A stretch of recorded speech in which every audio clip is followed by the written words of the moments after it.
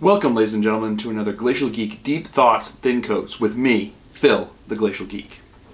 Today I am going to be working on building up some Vanguard vets for my Deathwatch army. They're a really cool kit. It's just, I think it's got the regular Vanguard vet kit, but I'm going to be putting in some of the bits from the Deathwatch sprue stuff, so probably throw a heavy Thunderhammer or two onto the squads. I just think the idea of those guys like shooting up the board with heavy Thunderhammers should be pretty cool. Run them up there with some guys with some storm shields, and I think you should be pretty good. I haven't tried any of them yet, and I've got to. We'll see how I work it out and work out the size of what force I want to do. So I think I've got about 10 of them that I get to work with. So that's a fair number that I get to work with. So we'll figure it out. Maybe make some a heavy squad and then a more nimble squad. I don't know. I'll figure it out as I go along. So that's what I'm going to be doing here. A little bit of hobby news. I painted up my first cult vehicle, which I'll actually I'm going to come around and show you guys now. Check it out. Pretty cool, huh? This is the rock grinder. And the Goliath trucks. You got see the guy up on top there, and all of the weapons and all of this. Watch this. Boop, magnetized, so I can run it as a Goliath truck, or just simple enough, throwing up on there. I can run them as a rock grinder, and the weapon over here comes off, and I can place this on top of it there, the auto gun, and it becomes a Goliath, which is pretty nice. And all of the bits on the front here, this one I'm actually pretty proud of. All the bits on the front here, let me see if I can get that in focus. Yeah, right there. Well, anyway, all the bits here come, it's actually magnetized on the front here, which was surprisingly easy to do.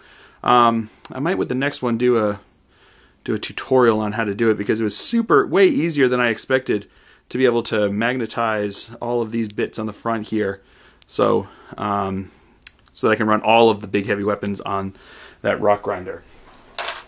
So I just wanted to show that off because, I don't know, I just think it's super cool and I was excited about that. So that's kind of the hobby news. This is what I'm going to be working on. But going over today, what I will be talking about, why it is that I play Warhammer 40,000. And it's going to go into a bit about me and who I am and kind of my everywhere where I've come through up until this point to where I think things can go with a hobby like 40K and why it is that I do it. We spend a lot of time and a lot of money on this hobby that you have to have a reason that you do it. You don't just do it just 'cause. If you're doing it just 'cause, there are a lot cheaper options and a lot less frustrating options out there for you. I think if you play and get involved with the hobby of Warhammer 40,000, there's a reason that you do it. So I'm going to kind of go over why I think I do it and the reasoning behind why I do it, and a little bit of how I got to the point where I do it. So I think to start it off, I kind of want to just talk about who I am and how I became the nerd that I am. I've always been kind of a kind of person who never really felt super part of a group. Growing up, I was always teased in elementary school and middle school, and it had an impact. I felt a little lonely. I had friends. It wasn't like I was completely alone, but I felt I never felt like I fully was. I was never a cool guy. I never felt like I was fully part of anything. I was smarter than most people, I was bigger than most people, and I was nicer than most people, and those combinations when you're young is a bad combination. It holds you out to being bullied, to being ostracized, and it makes it very, very difficult to go through elementary and middle school as all three of those things, let alone any one of those things. So it kind of left me in a position where I didn't really find who I was and what I wanted to be doing for a long time. My parents aren't nerds, so I never really had anything nerdy to aspire to growing up. It was just kind of, it was never just part of my life because it never really kind of came across it. I started playing some video games with friends. I'm the generation that kind of really started with the video games most of our life. So I started doing some of that, and I really enjoyed that. And I wasn't really sure what aspect of it I liked. And I lie. I know what I liked. I liked that I found some friends that I could do it with. And I found people that I kind of belonged with. But I never really came into my being as a nerd until I started in high school. I went to the independent science research. So I guess I should say I've always been a nerd. I didn't get into the geek aspect of it until a little bit later. So I was in high school, and I was part of the independent science research club. And we would, one of the summers, between freshman and sophomore year, I got an opportunity to do a course where I could take a freshman engineering course at a local university, even though I was a high schooler. So I signed up for the program, and I did the program, and I did it with one other guy who was in independent science research who I hadn't really met before. His name was Chris. He's now Chris Sears. He was Chris Watto at the time. We started hanging out, so we would carpool because we weren't able to drive yet. So his older sister would drive us, and my mom would drive us. The usual stuff as young kids would get travel to, and we would hang out with each other at there because we were doing the same thing. So we were two young kids in this situation that doesn't feel comfortable, and we latched on to what felt comfortable. And he was a super nice guy, so it seemed natural. So we actually started playing Ultimate Frisbee together on the college campus there, and just kind of hanging out. Then one day, he comes up to me and he says, "Hey Phil, have you ever heard of role-playing and the World of Darkness?" And I said, "Nope, I have never heard about that." And he's like, "Well, do you want to give it a shot?" And I said, "Absolutely, sounds good." Not really knowing what I was getting into because I hadn't heard about it before. I had no idea what it was about. And I just wanted to hang out with a friend. So we started hanging out, and we started doing role-playing. We would hang out on Friday nights and Saturday nights. And it started out with just the two of us. And we started playing World of Darkness. We played Vampire the Masquerade. And I made the cheesiest Assamite assassin. He was former British SAS, and he was a sniper, but he also could, he was also super strong, and whatever. It was super young kid getting into role-playing-esque kind of character. And then one day he says, "Hey, I know this other guy who wants to do role-playing. Do you want to try it with them?" So I said, "Sure." So that's when we met Mike. I'd kind of known about him before, and I wasn't sure about hanging out with him, but we decided to get together, and he was a super nice guy. And then we started hanging out with Rob, and the four of us ended up being the main core of people who would hang out and we would roleplay. And I played every Friday and Saturday night throughout high school. We would just play all the time. We'd hang out real late, and our parents really didn't mind because they knew that we were just hanging out with a bunch of other nerds, so we weren't getting in trouble. We were just hanging out and playing, rolling some dice, and that started my obsession with dice, D10s in that one, and it started my obsession with imagination, and it grasped my imagination because suddenly I was in this situation where I could create a world inside of my head with some friends. So the four of us could get together, and my friend Chris we'd storytelling, and the three of us would role play, and we would create a world, and we would act out in that world and just have fun. We would laugh, and we would get really involved in the backstory and the history of our characters. And I had a group that I was thoroughly a part of, and it felt great. It felt fantastic, actually, to have this core group of people that I finally felt like part of. And it was, we had something that we could be a part of. I was never very athletic, so I tried to be part of the football team because I was a big guy, but it never really clicked. And sports teams it just wasn't for me. So I never got that sense of camaraderie that you get with a sports team, but I finally found it by this camaraderie of our coterie, our vampire coterie. So we would hang out, and I went off to, eventually after I graduated high school, went off to college, and we would get together and hang out when I get back from college and breaks and over the summers and stuff, and we'd still play. But, you know, Chris went off to California, I went off to Notre Dame, and we kind of just like went different paths for a bit. But after I graduated college, I came back to New York, where I was from, and I started hanging out with my friends again. And they had been role playing with Mike and Rob, and they had met up with some other guys, Alec and Jared, and they started hanging out and role playing together. So when I got back, they invited me to come along, and so I started hanging out and role playing with them. And I would hang out. We would once a week, no matter what. We had a day that we would get together, and it would change sometimes depending upon people's schedules, but mostly it was just one time a week.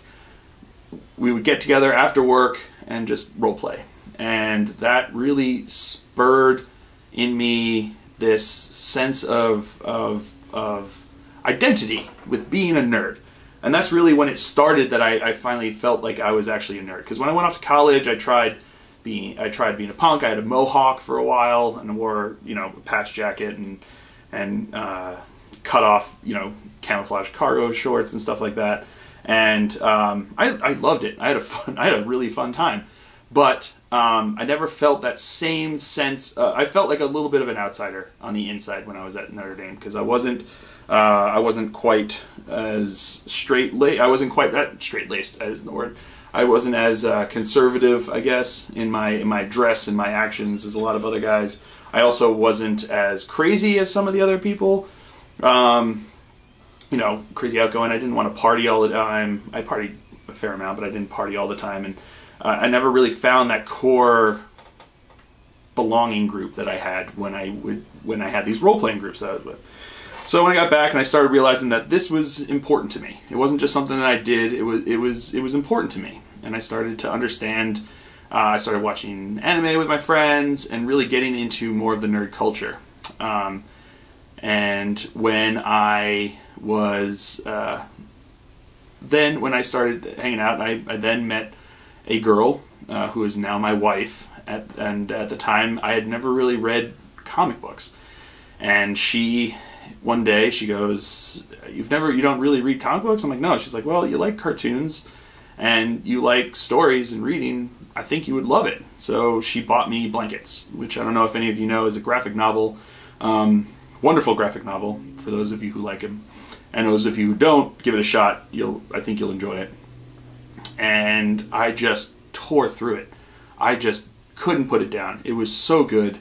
So intriguing, and it really, the whole genre of comic books really captured me, because again, it was all about thinking outside of reality, thinking outside of what was, to create something that wasn't, and doing it in fantastic ways, you know. So you know, I had one friend who really wanted to try to run a World of Darkness campaign where we played regular human beings without any special powers, and it didn't appeal to me at all, because part of what appealed to me was being able to step outside of the norm into something super extraordinary for a smaller period of time.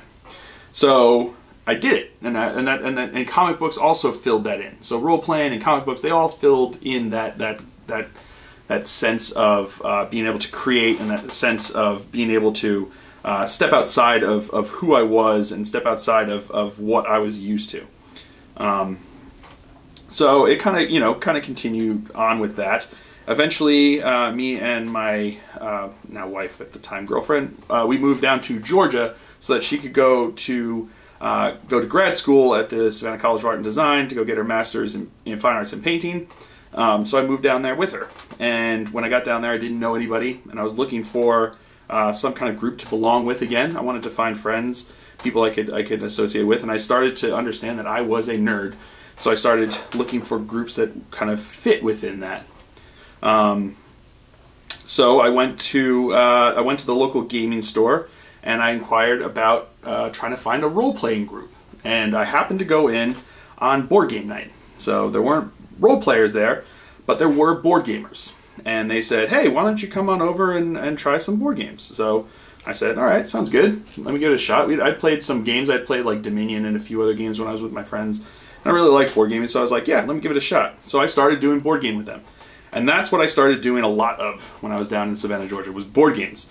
and I started to really start to get into what it's like, the gaming aspect. So the actual act of competing in a game against your friends and enjoying it and having fun with it. And this started to add that one other aspect that I'd been missing from not being able to be part of a sports team, is the competitive nature of things, you know, and friendly competitive nature. So I've never been one to get angry about competition, to get, you know, to be mean-spirited or trying to cheat or anything. So board games was the perfect fix for that, because it allowed me to be competitive, it allowed me to try to win, but it also, there was no stakes because we were just playing a board game. And at the end of the day, even if you dominated the board game, it didn't make a damn bit of difference because nothing came of it. There was nothing about it that got you, if you won or lost, it didn't make a difference. And I think that was something that I really enjoyed, was the competitive, being able to be competitive without having to be cutthroat about it, you know, or not having to be mean about it. You know, I could just try to compete and I could just have fun with friends and still get that competitive part of my game, but not have to worry about, you know, losing friends because of it.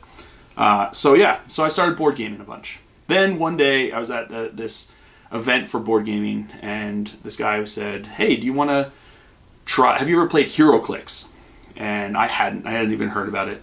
And he said, "Well, HeroClix is a miniatures game where you have superheroes that you play, and you buy blind booster boxes, and you play with what you have." And he's like, "This event, there's no real thing. You just buy the 2 booster boxes. If you don't like it, that's fine. You don't ever have to play again. You'll just have a bunch of minis." So I thought that was pretty cool, because when I was much younger and I had gone to England to visit family, my dad's from England, we visit family, my cousin's friend played Warhammer 40,000. So he showed me some of his models that he had, and I went to the store there and I bought some models, and I thought I was going to get into it because I really liked the idea of the miniatures, and seeing them and collecting them was super cool. But I couldn't get any friends when I was at home to play with me, so it kind of just fell to the side, and I just went on with my life. But here I was presented with a situation where I knew friends who played it, and because they were the ones I played board games with, so I knew friends who played it.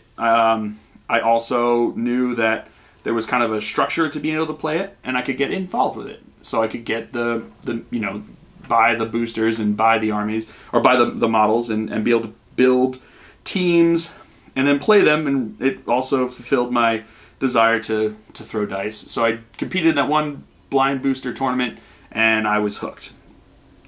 So I started doing HeroClix and started playing HeroClix a lot when I was down in Savannah. I would collect a lot, I would play a lot, and that's what I started doing, more so even than board gaming when I was down there. I then moved to Mississippi, and when I was in Mississippi, there wasn't much of a nerd scene where I was. The closest comic book store was about an hour and a half away. I couldn't really find anyone to play some HeroClix with. I tried a couple times with some people. They seemed to enjoy it, but we never really did much with it. But when I was there, again, looking for kind of a nerdy group to belong with, I actually joined the local theater company down there. And when I started doing the local theater company with them, we had I started out just working behind the scenes, building sets and helping them with that, because I had gone as a photographer for the local paper there. I had gone to do a story about the show that was coming up, and I hadn't met anyone down there. And suddenly the guy that came to go meet us, Matt Doman, he actually was wearing a Doctor Who shirt, and I was like, oh my god, I found a nerd. I found a nerd, and I need to be his friend. So we became friends, and we started hanging out, and I started helping building sets for the Pike County Little Theater, which was a local theater company there. And then they asked me to start acting, so I started acting, and then they asked me to help write some Christmas shows, so I started writing Christmas shows with them. We did Talking Christmas Presents Socks to Be You, where I played a pair of socks who thought he was the best Christmas present under the tree, and and we also did Christmas at the Avengers Mansion, where I played Thor.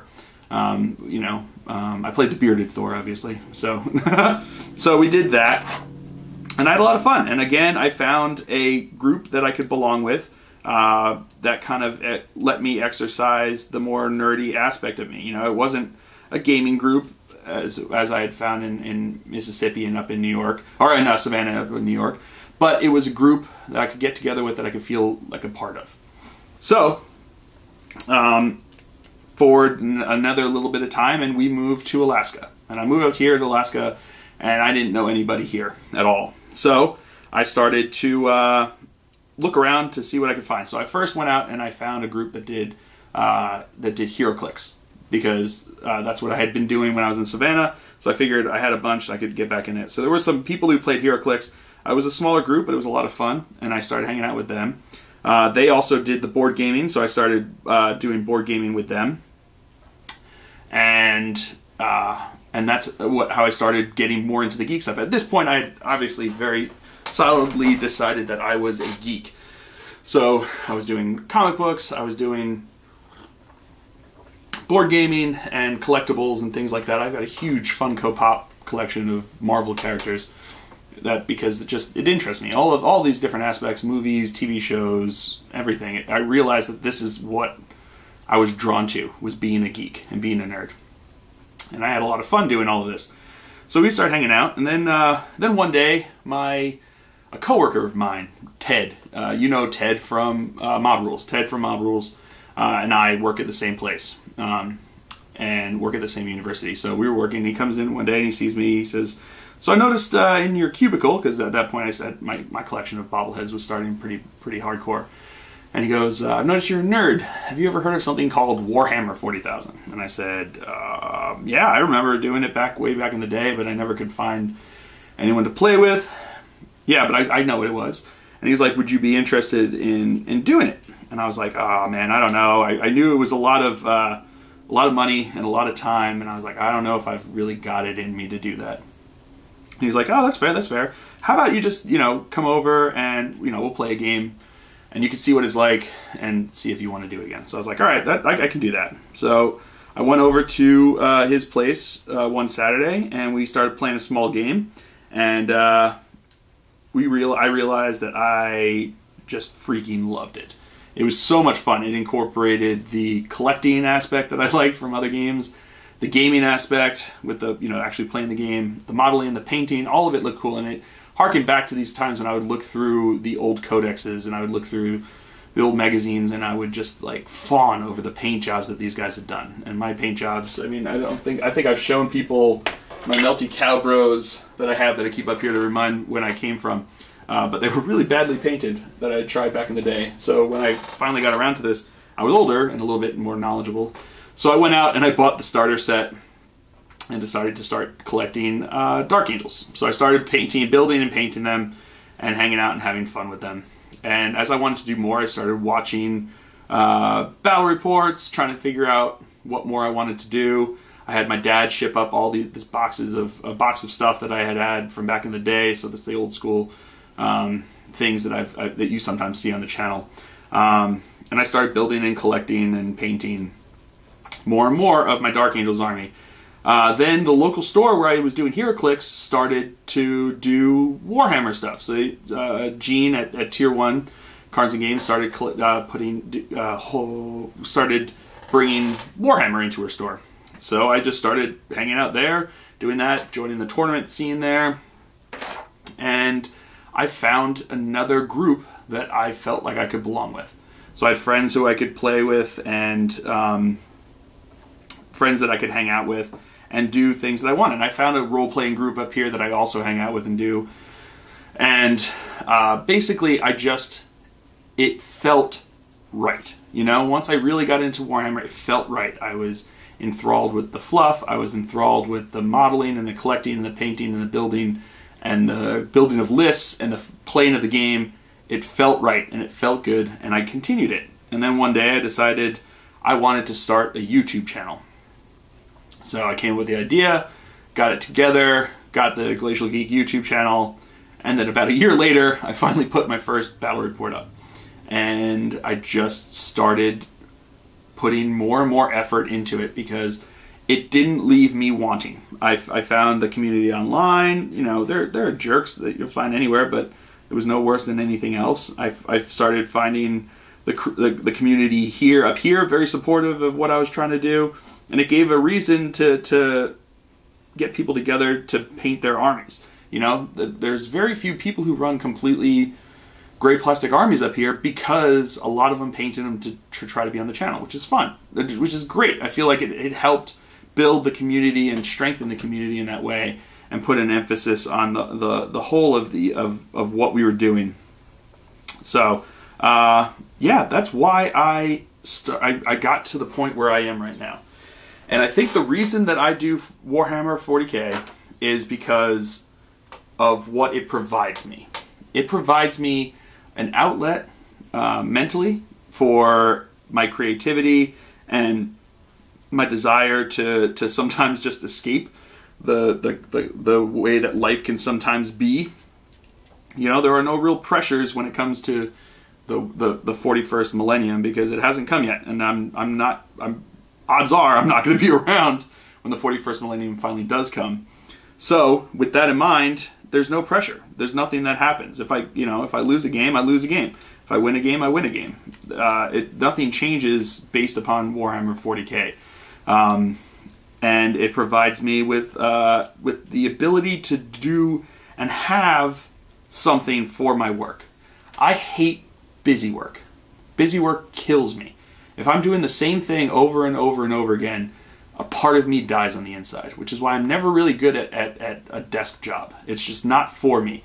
The couple times that I've tried anything close to it, it's just not been good, which is why I'm a photographer. I get to go out and I take pictures. Even if I'm taking a portrait of people, it's always very different. Even if it's the same person, even if it's, you know, the same location, it's still something different every time. And when I'm editing pictures, same thing. They're different pictures every time that I'm editing. So I don't get into a rut with that, and I don't get into a rut with 40K because every game is different. I could run the same list against the same opponent in their same list. We could play it even on the same table, and it will turn out differently based upon the dice rolls, based upon our decisions, based upon just the collective knowledge that we've attained since the last time we played. It's going to be a different game, and I love that about this. And everything that I do, I also have something to show for it. So if I spend hours building and painting models, at the end of the day, I have those models built and painted. You know, that's something more that I had than when I started. And it's tangible evidence of what my work is that I love to do. You know, I think that's why as computer games have gotten more and more complex, and they've started moving to more of the online gaming, having achievements and ranks is what people enjoy, that because it's a tangible evidence of the effort that you put into the game, that you put in there. So if you put, you know, a whole bunch of hours in there, at the end of the day, if it's just the same thing, it's going to be hard to get yourself to put it back there. You know, it's like earning experience in a role-playing game. Your character grows as you put more and more time and effort into them. And I think that aspect is hugely important for me. And I think it's hugely important to the things that I do. So 40K provides that for me. It also provides, and this is more going to go into why I do 40K versus anything else. I feel like Warhammer 40K, with the other systems that they have involved with it, allows me to scale the game to what I want it to be. You know, so if I want to play a giant apocalypse game with 6,000 points per side, I can, and I have. You've seen the video. If I want to play a small 200-point kill team game, I can. You've seen it. It's on the channel every Friday. What this game provides is scalability. So if I only have a small amount of time, I can play a small game. And if I want to play a big game and I have the time, I can. And the game plays well with all of them. You know, Warhammer, with 30K, I've heard it doesn't scale down very well. That's why a lot of their games are usually they start around 2,000, 2,500 points, because that's about the time that the game balances very well. Anything below and things are a little bit more squiffy. Games like Infinity are a lot of fun, but it's hard to scale them up to much bigger because of the size of the board that you play. You don't really expand it much. From what I've seen, it plays well for the smaller sized games, and that's what it's designed for, which is fine. It's a skirmish game, you know, and that's what it does. It does it well. But for Warhammer 40K, I can scale to whatever I want to do, you know, and I can play it however I want to play it, which is a lot of fun to be able to do that, and playing with the narrative and playing with the fluff. And now with the release of Shadow Wars, it also provides me the ability to kind of tell a narrative about a single group that I can see actively grow or actively shrink, depending upon how bad I am. And I can tell the story of that group, and I can tell the story of how it goes. And those games are really fast, really quick, and they just kind of bang, bang, bang themselves out, and it's a lot of fun. It looks like I haven't played any games yet. I haven't had a chance to yet. But I've seen a bunch of games of battle reports, and I got together with Ted and John to play. They were playing a game, and I got together and we kind of just talked through the game as we were playing it on Saturday. And it was quick, and it was a lot of fun, and it seems like a really interesting system. And I can use the same models that I'm painting for 40K and Kill Team in that system, and I just have to, you know, change around maybe some of the loadouts or figure out how I want to build some of my models in order to fit with what I want to do for my gang. But that's fine, you know, I can do that. So I think that's why I play Warhammer 40,000, is because I'm a geek, and it took me a long road to get to accepting that, and it took me a long road of not an easy road necessarily to get there. I've met some really, really fun and cool people along the way, and I was in a place when I got here to Alaska that I had accepted kind of who I was as a person, and I accepted what I wanted to do. And then when I was presented with the opportunity to do Warhammer, and it fits so perfectly with what it is that made me happy, that's why I started doing it. And then I wanted to expand beyond there. And I think the natural impulse in me is to create. That's why I'm a photographer, that's why I do videos, and because of that desire to create and that desire to want to involve my passions, which 40K had started to become, that's why I created the channel. And that's why I do what I do with the Glacial Geek channel, is because of the outlet that it provides, and what it provides me, and what it allows me to be, and who it allows me to be. I think without that, I might find something else that I want to do, but 40K just fits so perfectly with it that I don't really see a need to want to go beyond that. And that's not to say I'm not going to play other games. You know, it doesn't mean that I'm never going to try Age of Sigmar. Honestly, those steampunk dwarves, the Carcharodon overlords, look awesome, and they might get me into it, because I feel like it would be something else. But I don't think it's never going to take the place of 40K for me, just because of everything that I think 40K provides in terms of fluff, in terms of scalability, in terms of in terms of the setting. You know, I like futuristic battle stuff. You know, I like gun battles over just sword fights. I like spaceships over, you know, horse and buggy. Like that's just what I like. You know, I like reading. I like reading the Warhammer 40K fluff over, you know, the Lord of the Rings books. I like them, I do, but I prefer to watch Star Wars over, you know, over the Lord of the Rings. It's just the way it is. You know, I enjoyed playing Vampire the Masquerade over playing Dungeons and Dragons.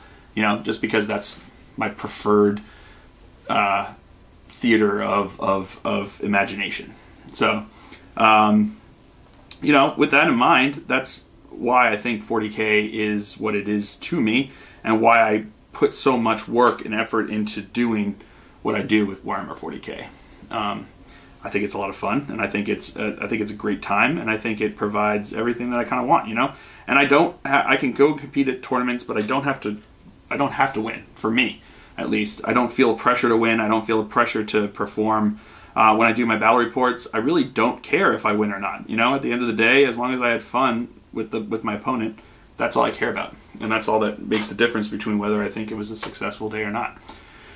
And 40K provides that. You know, I can play asymmetrical battles that I know I'm not supposed to win, and play it out and just have fun doing it because of what it provides. You know, I think there are a lot of other games that are designed to be much more competitive. Like HeroClix, for instance, is designed to be competitive. You know, that's the way it is. It's meant to be, I'm trying to beat you.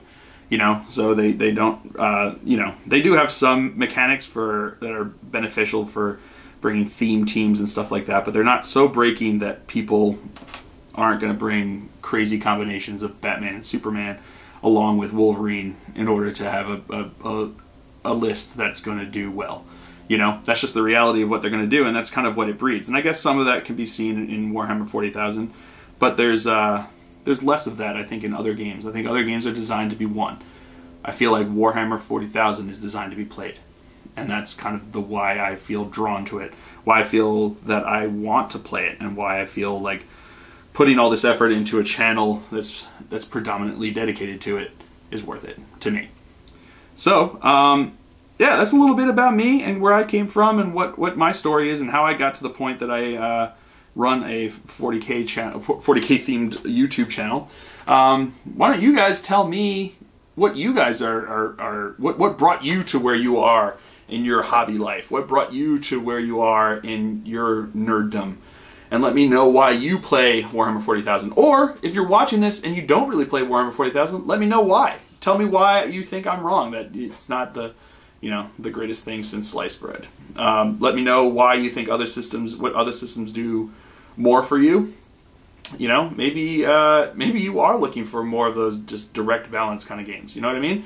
There's a reason so many people play chess. It's about as flat even as you're going to get in a wargaming game. And it's super popular because of the fact that it's just contesting you against your opponent with nothing else in between making any kind of difference other than how you play, you know? And there's something to be said about that. And there's something, you know, there's a place for all of that. So let me know why you play 40K or why you don't play 40K, why you think it's great, why you don't think it's great. Let me know how you became who you are, and let me know if you do consider yourself a giant geek. You know what I mean? I know there's a lot of people that that really, I don't think, consider themselves huge geeks that play this game. You know, I have a couple friends who play 40K who seem like they were probably cool kids when they were the cool kids when they were in high school. You know what I mean?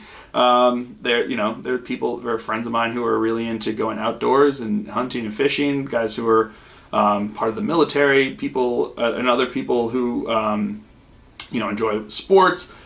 It brings a wide range of people to this game, and I find it interesting seeing how the same people got to the point where they have an army of plastic men that they then place on a table across from each other. And I think it's really interesting, and I'd like to hear what your stories are down below. So if you guys leave a comment, let me know about that. That'd be great. And continue the conversation, because I've been really enjoying the kind of conversations that we've been developing with these videos. I think it's awesome, and I think the community we've been developing has been fantastic. So, I hope you guys have enjoyed that. I hope it was a little bit of insight into what makes Phil, the Glacial Geek, who he is, and why it is that I do what I do, and why I have this channel. And I hope to hear what your story is. So, you know, share the video if you enjoyed it, and let other people get involved and grow this community so we can continue the conversation.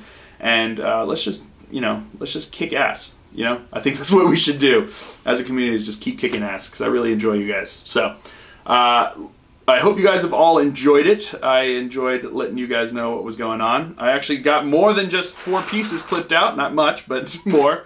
And so let me know what's going on with you guys, and I hope you guys have all enjoyed it. And until next time, have fun.